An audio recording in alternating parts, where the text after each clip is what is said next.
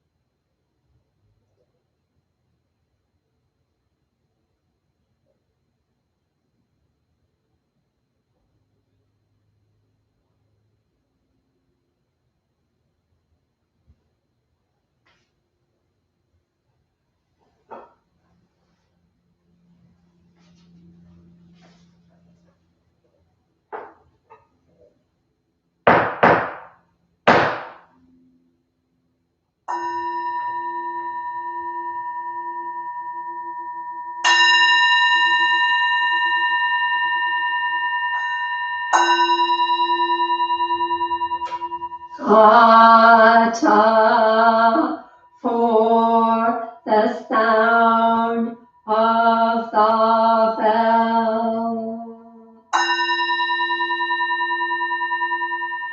Mind calm, body at ease, breathing quiet, sentiment benevolent.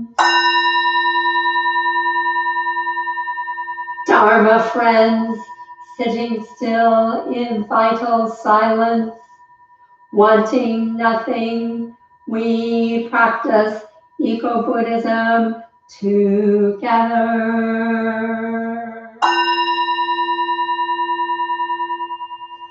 The sound of the temple bell booms for all to cease from conflict.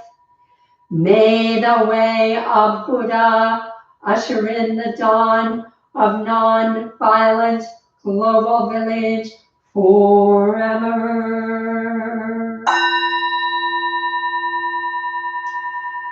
Here is the after sound of the bell.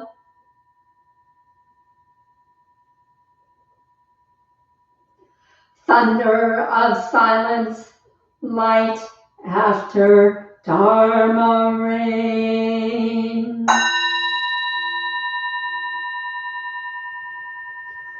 Om Amoga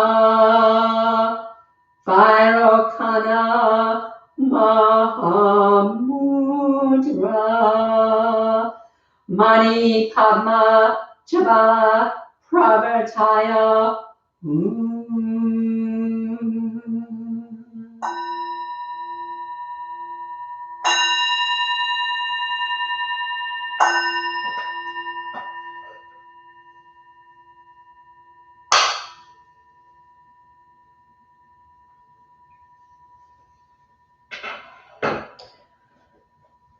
Please join now in these simple stretching exercises, allowing them to be like a meditation, breathing in as the body opens, breathing out as the body folds and closes, being fully present.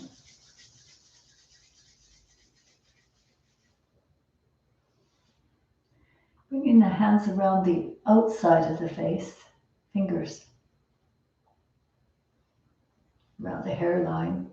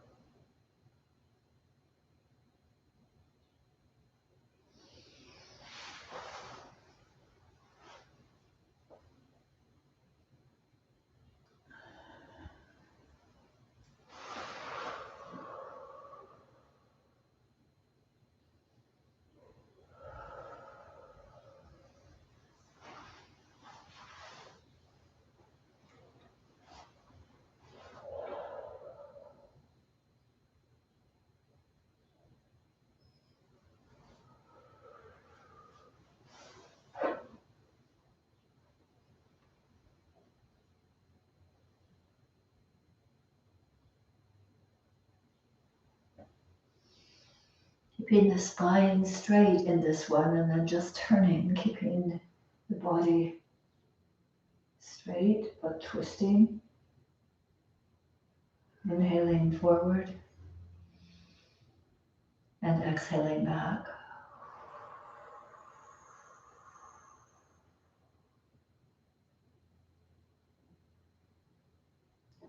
Inhaling forward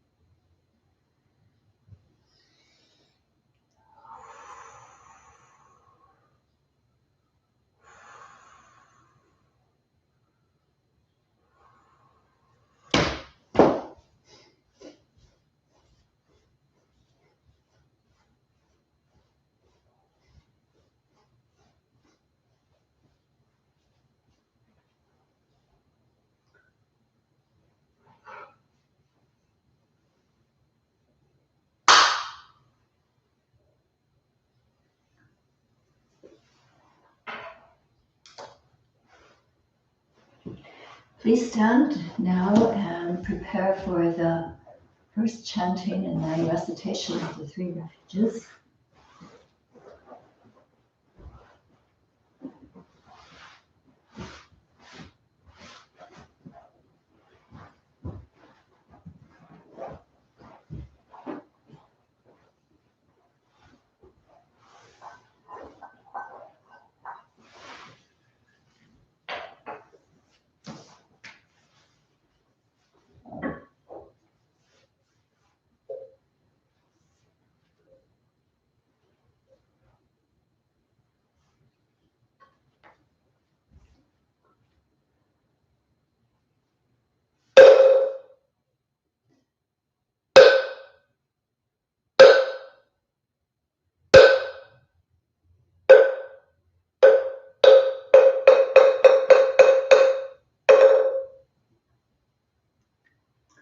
Chi sim quiram ne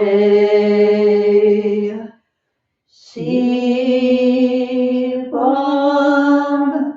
samse chemang chale Sangju ilshe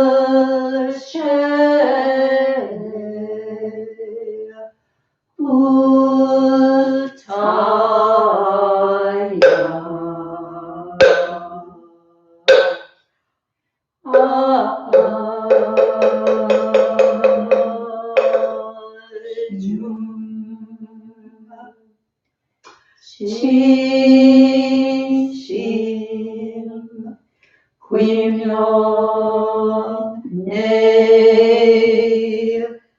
Shibong Samse Chemong Chole Sangju ilche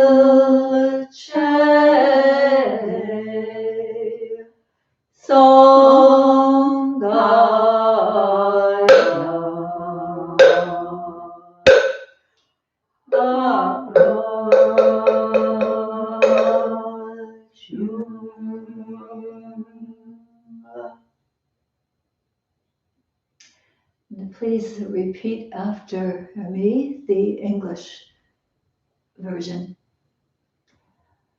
I go for refuge to the Buddha. I go for refuge to the Buddha and resolve with all beings. and resolve with all beings.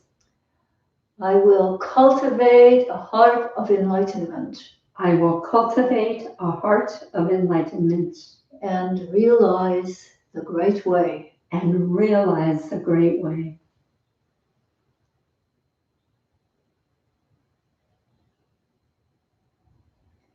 I go for refuge to the Dharma. I go for refuge to the Dharma. And resolve with all beings. And resolve with all beings.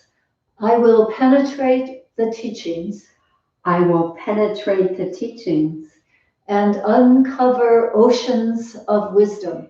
And uncover oceans of wisdom.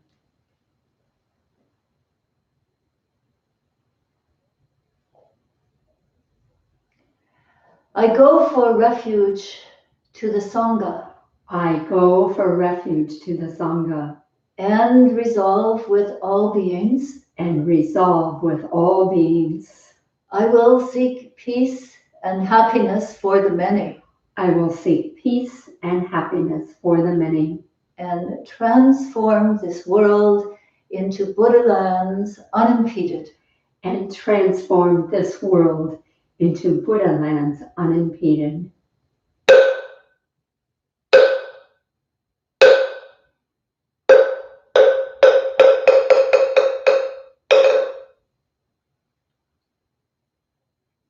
Now, before we get seated for another period of meditation, about 5 or so minutes, I'd like to give you a little guidance just out at the front of this one, and then we'll all sit down.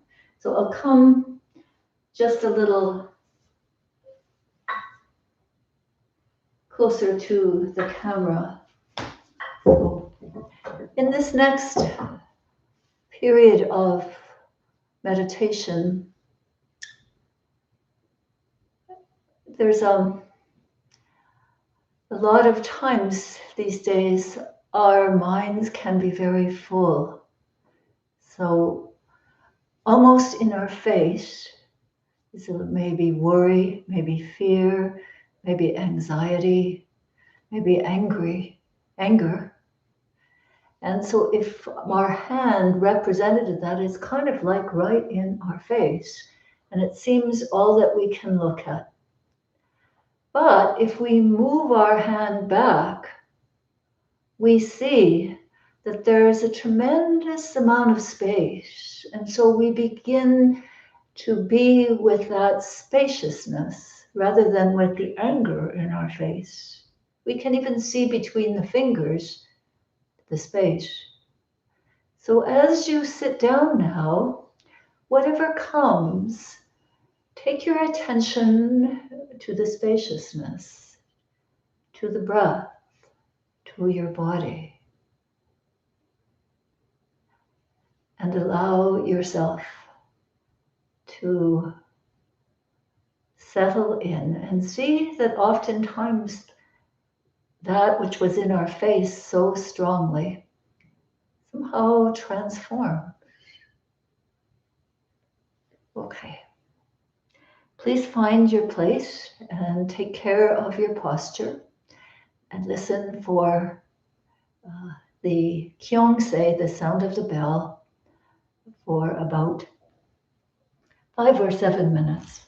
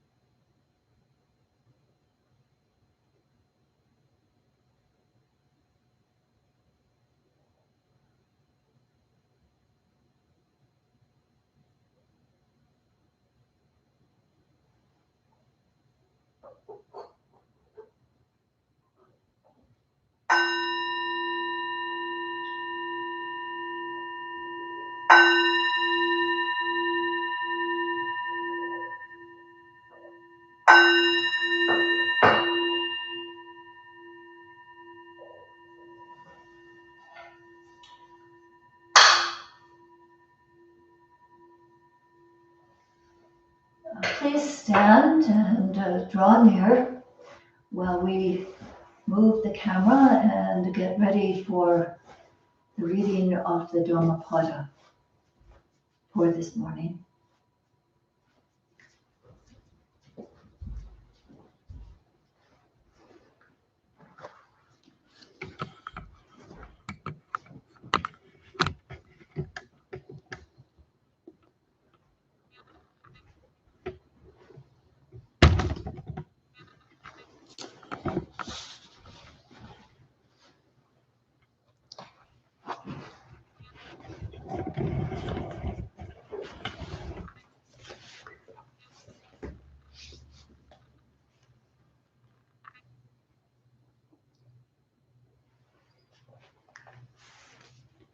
The reading this morning is from a little section of the chapter called Flowers.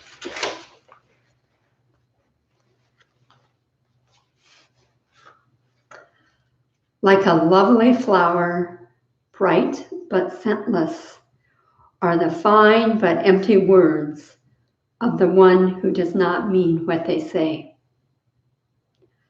Like a lovely flower, bright and fragrant, are the fine and truthful words of the one who means what they say. Like garlands woven from a heap of flowers, fashioned from your life as many good deeds.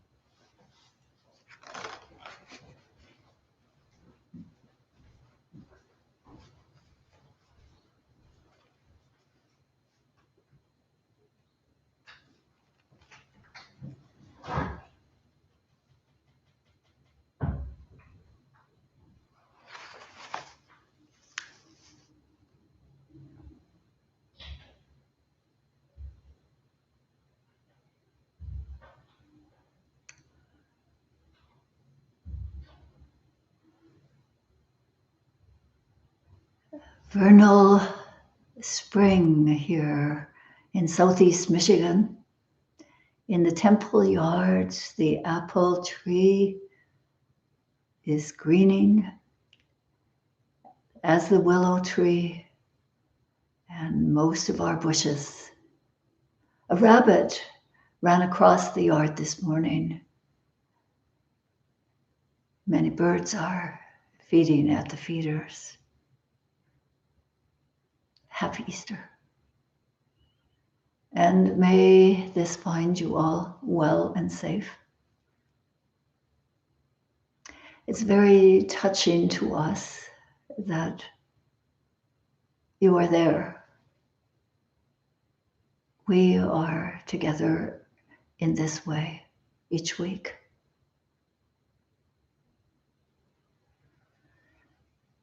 Before the service each day, I go for a walk around the yard, seeing what's happened overnight. It rained actually here overnight. See what's in bloom, what's a little different from the day before. And what I noticed is It's just the coming to bloom of the first flowers around this building planted last fall. But what especially I noticed was the 3 hyacinths. They're blue, blooming beside the path just as you come in the front gate. And they reminded me, these small blue hyacinths, I was about to pick them, to put them on the altar this morning, but I felt like they were better to stay as in the kind of altar that is the front garden, right by the Buddha Hall. But it reminded me of some little stories which I would like to share with you at almost exactly this time of year. It must be because there were hyacinths in Toronto at the time. My husband and I were living on Markham Street, across the street and a few doors down from the temple. We were living in an attic apartment, very sparsely furnished, because we had had jobs, but one thing or another had happened. I was pregnant and nearly ready to give birth. And he chose not to go back to his work. So we ended up on Canadian welfare, which gave us just enough to pay our rent and very little more.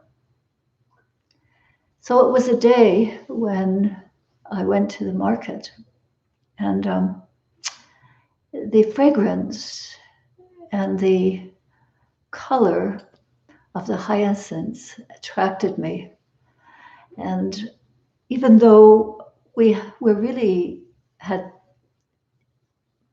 change to shop with, I bought a little hyacinth. And it was either then or very close to then that I also bought a turnip. It was the biggest vegetable I could find for the cheapest amount. And I walked back. It was at Kensington Market, and our little apartment in the attic was not so many blocks away. So I walked back and I put the turnip in the kitchen in our apartment, and I took the hyacinth across the street and down a bit to the temple. And I remember it being just a little one because it costs very little. I had to buy the cheapest one. But that didn't matter. Just a little hyacinth is very beautiful. And I went into the meditation room. And I don't know where Sunim was, but I was by myself. And there was a light on the Buddha. We've actually got that very Buddha out by our pond now. And just with my 2 hands, I put the hyacinth on that altar. I remember it well. And then I sat down on the floor in kneeling position in front of it. And I don't think I chanted. I think I just did a little Buddha gazing. And then I left, bowing out at the little door. It's a very humble place. Smell of kimchi in the hallways always. And then I went down the street and up the stairs, and there was a turnip, which I put in the fridge. We didn't have anything besides that turnip. And so as the days went by, I was very careful with it. It wasn't waxed, so we even used the skins to make stocks, and I wanted to make it last as long as possible. Days and days and days. And at one point when it was coming to an end, I thought, I remembered when Sunam had said that Korean devotees had brought lots of soybeans and lots of rice to the temple, and if anyone was in need of food, we should ask. So I asked. I called him up and I said, we're really short on food. Could we have a little rice and a little soybeans? And he said, well, of course. I didn't realize you were so short on food. I didn't think that happened in first world countries. This was many years ago, almost 40 years ago. So then we had turnip and rice and soybeans. And I went on with cooking with quite a lot of food. Rice could go a long way, and of course soybeans after you cooked them enough, because if you didn't cook them enough, you got a lot of gas. We were able to have delicious meals, and even invited Sunam over sometime, and he would bring some kimchi because he was also, I think, receiving a lot of kimchi from the Korean devotees. This is a little story about just little things. And one more. Sunam lived in this little basement apartment that had about 3 or 4 rooms. One of them was a kind of library where he'd put curtains up and then made it into a meditation room. Then there was the kitchen. Then there was a bedroom and a bathroom. And he told us that one day a Korean woman, Masam Poselnim, was helping at the temple cleaning. She couldn't come often because she was helping her children with the variety store that they were running, but she was over cleaning, and he came upon her in the kitchen, and she was making a deep bow. And he looked down, and there was a mouse on the floor, kind of mesmerized there, the two of them, eye to eye. I was very touched. And it was just small things. Yeah. I say this because I think these days we're all in a position to notice small things more. Is it true? It is for me, for sure. And in an ultimate sense, I think our life is always about small things. You know, moment by moment, taking care of small things. So it brings me to a topic for today, and maybe I've already covered the topic for the day in some sense. But after last week, I saw some of your comments, and then I peeked in on the tea session after a little bit, and Kusa was there, and I asked him, I just wanted to know, what was on people's minds. And so it might guide me in how I could talk with you today. And I know we've asked in our e-bulletin for you to send questions, and those are certainly welcome. Hope there'll be, things which we can answer. I can answer in a practical way. I'm not much good on a lot of philosophy.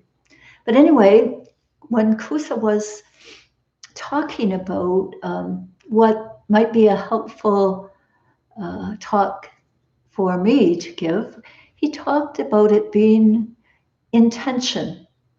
How do we set intention for these times, for this time, for this moment?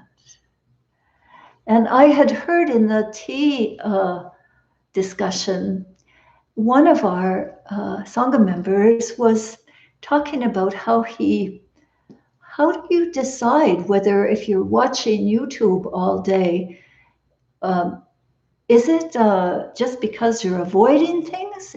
Is it because you need a change of pace? What is it all about? And he said, there's a lot of things that maybe are going on that I wonder whether they're standing well in the Dharma. And so it seems like if we have an intention in the first place for our life at this time, moment to moment, and through these pandemic times and beyond, that if that intention is sound and in the Dharma, then when all kinds of things come up, we can decide, yep, it's a good time to just take a break. Or maybe it'd be better for me to do something else.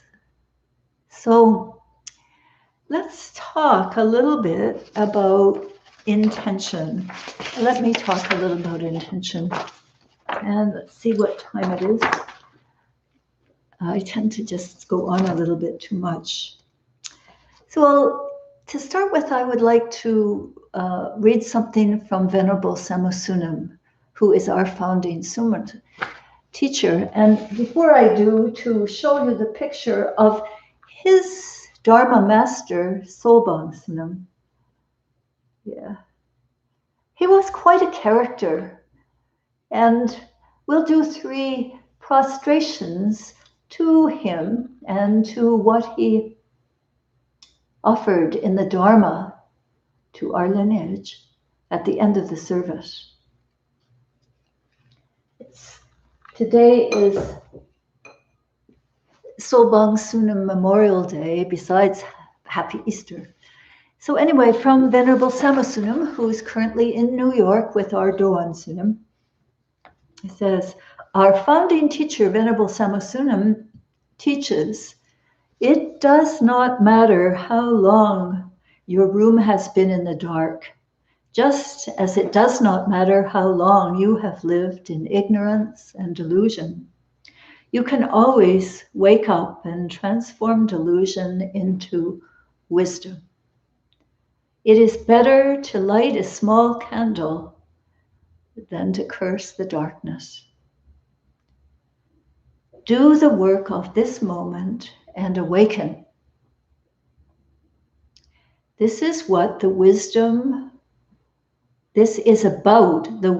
of sharing small acts of understanding, helping, connecting.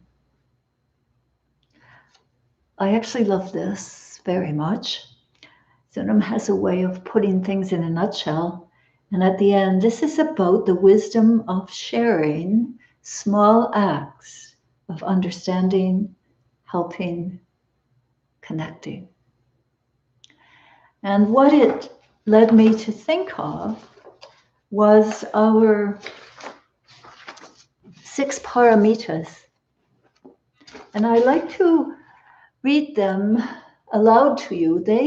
Perhaps our intention is to be a bodhisattva, to be of service, And so the guidelines, that's called the practice of perfection. The guidelines for bodhisattva practice are the 6 paramitas. So let me just find them here.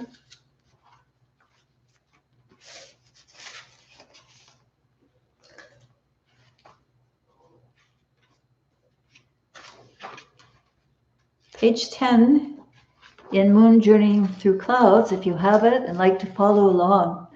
I used to have it memorized, but not anymore. Please bring your hands palm to palm.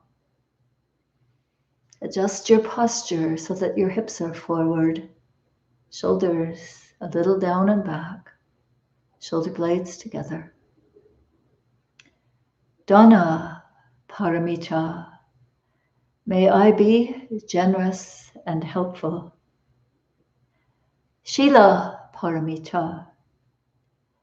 May I be pure and virtuous. Kshanti Paramita. May I be patient. May I be able to bear and forbear the wrongs of others. Virya Paramita. May I be strenuous, energetic, and persevering. Dhyana Paramita. May I practice meditation and attain concentration and oneness to serve all beings. Prajna Paramita. May I gain wisdom and be able to give the benefit of my wisdom to others.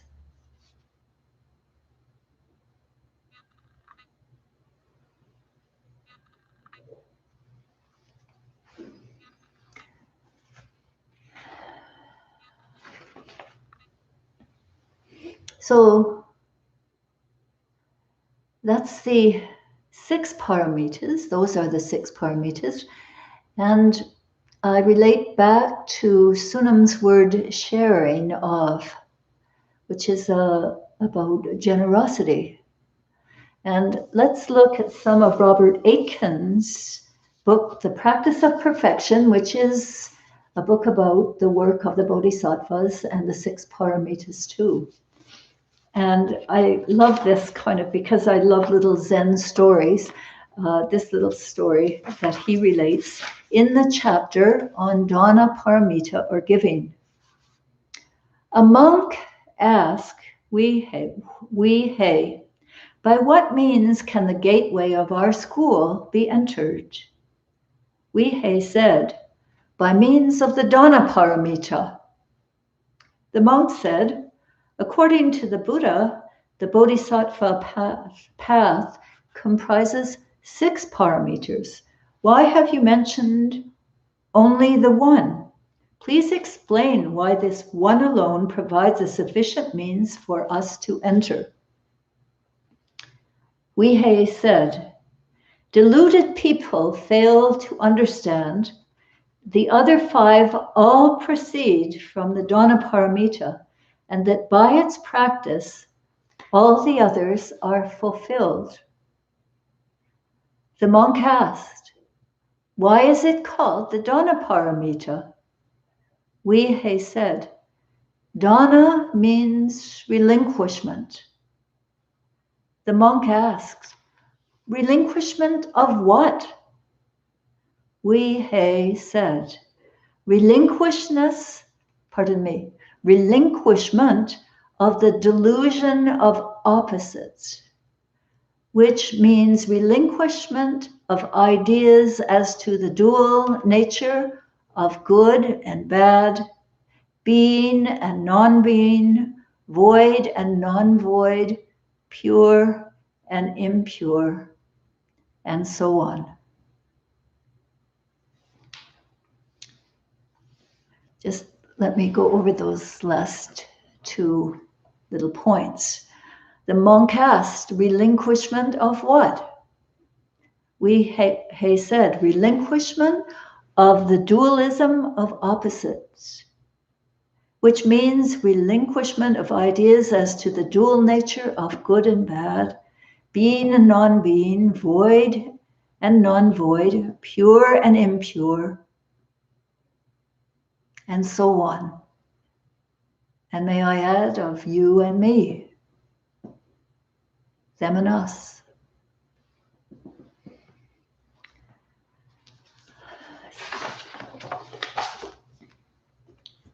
So this is about, our practice is ultimately about realizing non-duality, interbeing, interconnection. Oh, and the Buddha said, when asked what was important, because a lot of times people came to him and first wanted to learn about meditation. And he said, no, when you come to be a seeker on the way, first you practice generosity, relinquishment. Then you practice precepts, ethical guidelines. The essence is not to harm, but to cherish all life. Then you practice meditation. So the Buddha also was strong on recommending generosity. So you might get that I'm hinting about your intention perhaps being crafted and created in terms of some small ways of generosity. And the Buddha also taught about different kinds of generosity. The first being generosity to ourselves. And if I was using the hands again, it's about taking care of ourselves. One hand helping the other hand helping the other. The Buddha was asked by King Suddhodana, I think it was Suddhodana, but I'm not sure. He felt that studying the Dharma, he got the idea that loving oneself was very important, maybe most important. And actually the Buddha said, dear King, that's right. Because if we do not take care of ourselves and generous to ourselves, we do not have much to offer others of a wholesome variety. So that's one thing, being generous to ourselves. And the next thing the Buddha said was to be generous to others, offering love and well wishes, freedom from harm. And then he talked about complicated situations where upaya or skillful means get involved. And we have to wrestle with how is the best way to help this person. I had a brother who was very much of an addict, and he was always asking me for money. And for some time, I would not have much, but I would send him some money. And then, he needed $1,000 because he needed to get a lawyer to do this and that. And finally, my generosity was a kind of tough love one. I just had to say no. Yes, and there are many complicated situations, and I've heard from many of you about them, is how to be generous in this situation at this time. So that's a little more complicated and needing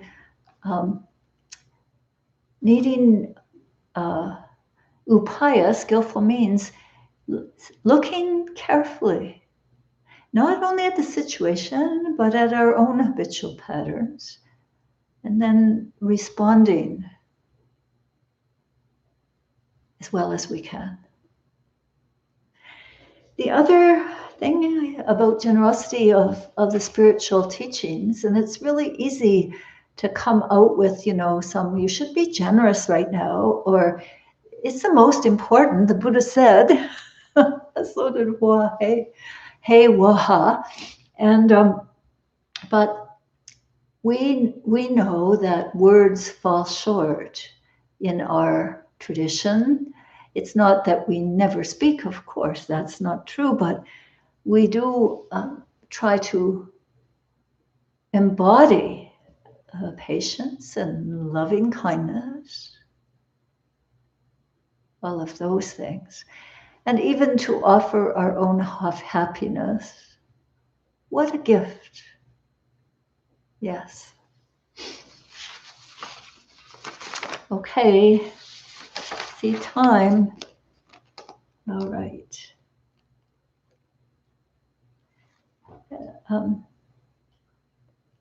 This is a specific Buddhist birthday. story now. And it is going to be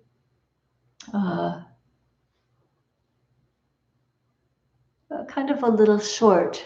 Uh, let's remember what I'm sort of leading to always is for you to be creating and honing your own little intention to act as a compass and a rudder when you're in lots of situations to help with your thinking in that situation, your speaking in the situation, and your actions in the situation so that you can just, when the YouTube is on, aha, does this accord with my compass and my rudder? Maybe it does. Maybe it doesn't. So in our tradition, and this is where the lantern lighting came from for Buddha's birthday, it's a story of a poor woman. I can relate to it. Apparently, when the Buddha arrived in this particular area, all the rich people made beautiful lanterns to put by the pathway to where the Buddha was staying. And they were to be lit to show the way to the teaching and from the teaching back to the village. There was a poor woman. She didn't have any big, beautiful lantern, but she wanted to show her respect to the Buddha. This is a story we always tell before Buddha's birthday. So she was resourceful. Yeah, in many ways these days we have to be resourceful too.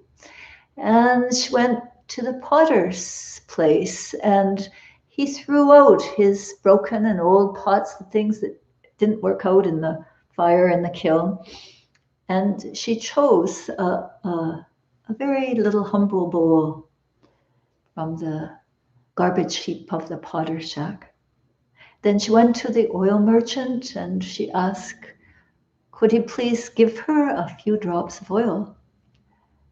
And he, knowing that she was poor, that she was kind of a wonderful old woman on the streets a lot of the time, and he gave her some oil. Then she went and was quite resourceful to make a wick. She got some grass and she figured out how to braid it a little bit and to weight it and to put it in the oil. And then she was ready, and with her two hands, she carefully carried it. And she put it in the line with all the other lanterns down on the ground, and some of them were much, much bigger than hers, and they made with fancy papers and designs. She went and listened to the talk of the Buddha. And then she went home. And the next morning, Mahamoggallana was the security person, so to use modern language, for the little monastery that the Buddha was teaching in then. So he went around to make sure everything was all right. And he looked at the big lanterns on the pathway to the monastery, and all of them had gone out. And so he turned to go back, but then he noticed that there was one little lantern at the end, and it was still burning, still had a little light. And so he thought, well, no need for light right now, it's daytime.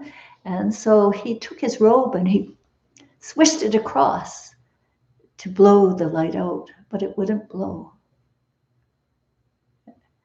And he wasn't supposed to, but he tried to blow it out with his breath, and that didn't work. Nothing worked.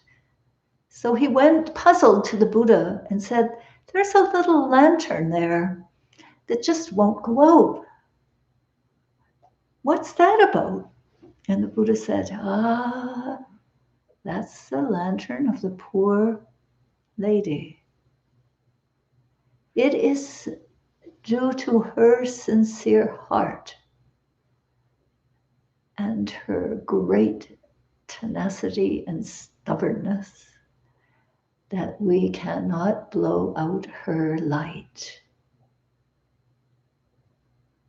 So we think of that each of us have a light, even a small light can dispel darkness at this time as Buddha's birthday approaches. I'll speak of your homework a little bit. Yes, homework is, first of all, could you, if you're interested, I guess, in setting an intention, maybe sit down and do that. I already heard one intention from one of our Dharma students. I just asked her, what would your intention be? And she said something like, hoping that trying each day as I do things to bring my life to a place beyond normal that will be beneficial to all beings after this pandemic is over. She said it much better, but it was kind of like that. I would encourage you to be as specific as possible if you're going to make an intention, and as simple as possible, so that it becomes something that's very easy for you to remember all day long. Yeah. Okay, so that's the first thing, and let me know what it is and be in touch if you have any questions about it. It's a good idea to look at your habitual patterns, and often they can help you, and to look beyond them. The second thing is, remember, we're in the midst of lantern creation, so that you'll have a lantern by the time the weekend of May 2nd and 3rd come about. Thanks to everybody who's already sent us a picture of their lanterns. Some of them are amazing and startling. Yours could be just as small as the little woman's. Yes, it represents a lot. Prepare your altar. You may want to give it a good cleaning, and maybe even, if you have a way to do it, to make a baby Buddha with one arm pointing up and one arm pointing down. Maybe it can be made with clay or Play-Doh or anything, and it could sit beside your regular Buddha. We're going to be using that baby Buddha. And then mark your calendar. May 2nd at 8 o'clock Eastern Time, 7 p.m. Central Time, Burning Karma Cabaret. And May 3rd, morning service, just like now, and in the evening, a lantern lighting service, and we'll be giving you more information. Okay, before ending, I have two things. One, I've got the note from myself that says open mic. And the reason that this is here is because usually every morning someone comes up with a topic for Dharma discussion. And we usually get down to, something like, for instance, this way, what's duration and what's discipline and some other things. And when it got to Brother Fat Vu's turn on Saturday morning, he said, open mic. And so we thought, well, that means people could just kind of do something that they'd like to do. And it was interesting because there was some serious discussion and really sharing. And there was some singing and quite having a lot of fun with just being a little silly. So in these times, we can be really serious and be trying to keep on track. But it seems like we've got to have some open mic time where we can really enjoy each other or enjoy time on our own in a little different way. Maybe watching YouTube. I don't know. All right. Buddha's Golden Chain of Love. Again, I used to have it memorized, but I'm not sure of myself with it anymore. Page 18 in our Moon During Clouds. This is mine. One of our members kindly covered it So that could be a creative thing that you do. All right, compose yourself, dear friends. Bring your hands palm to palm. Take a deep breath. Buddha's golden chain of love. I am a link in Lord Buddha's golden chain of love that stretches around the world. I must keep my link bright and strong. I will try to be kind and gentle to every living thing and protect all those who are weaker than myself. I will try to think pure and beautiful thoughts, say pure and beautiful words, and do pure and beautiful deeds, knowing that on what I do now depends not only my own happiness, but also that of others. May every link in Lord Buddha's golden chain of love become bright and strong, and may we all attain perfect peace.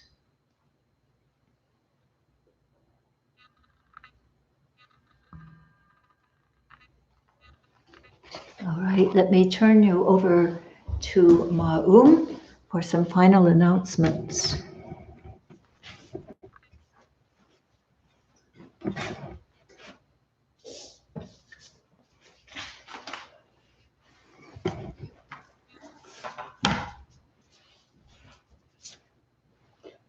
So, good morning, all you Buddhas and Bodhisattvas. Again, we're grateful to have you with us this morning. Haju has already mentioned the upcoming events of Buddha's birthday. And so please mark your calendars. Make sure that you don't schedule any conflicting parties outside with large groups and join us for that event. My other announcements are focused on today's events. Again, if you could hold this, just so that we can continue to see the link to our Facebook page. And I believe Spencer also will be scrolling some information about the things I'm talking about next. So 2 events coming up today. Right after this service, there will be a virtual tea with Kusa and Thompson as facilitators. And there is a link to that. If you cannot see it in the chat, please go to our webpage to retrieve it. Recovery Dharma meets every noon on Sundays, and the link to that is also on our Facebook page.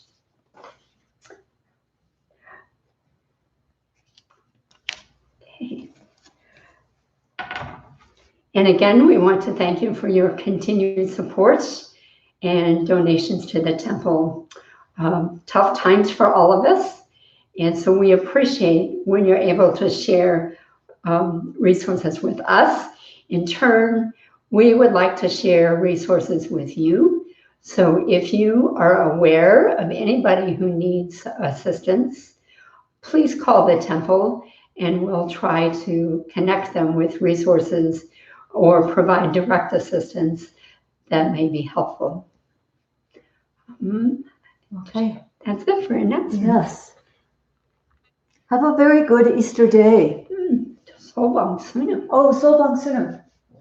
Okay, we're going to put the camera back again and put his picture in the center of the altar, and let's all stand to do 3 prostrations to Sobang Sunam, one of the crucial teachers in our lineage. We call this practice Insa.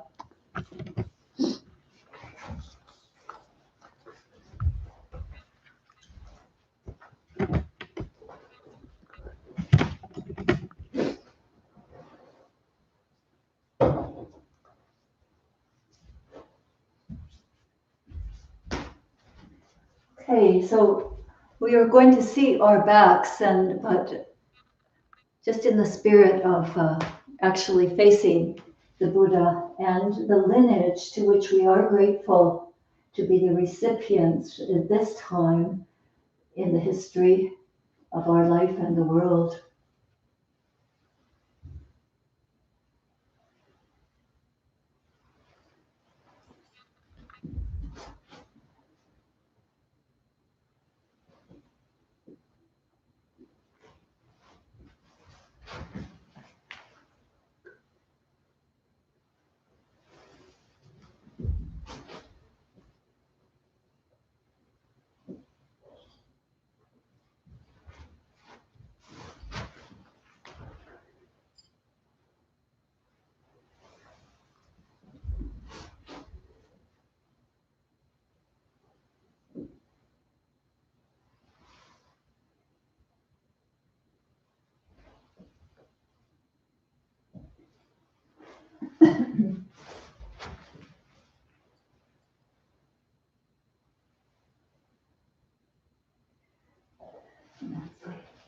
Annyeonghi Chimu Sushimika. Good morning. Good morning. Yep. And to everyone. Annyeonghi Chimu Sushimika. Good morning. Back up to Okay, bye-bye, everybody. See you next week.